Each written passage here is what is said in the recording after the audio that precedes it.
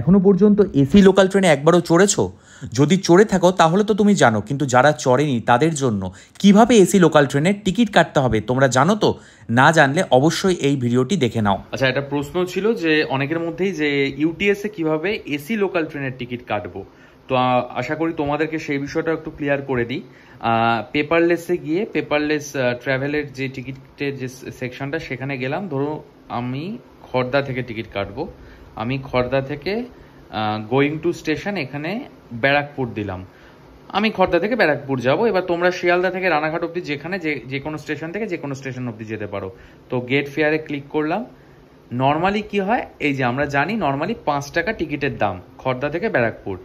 এবার যদি local AC ট্রেনে আমাদের চড়তে হয় ইউটিএস থেকে, যেটা করতে হবে এই যে এখানে অর্ডিনারি জিরো একটা অ্যারো চিহ্ন দেওয়া ট্রেন টাইপ, সেখানে ক্লিক করতে হবে। করে AC EMU train, AC EMU train এখানে ক্লিক করতে হবে।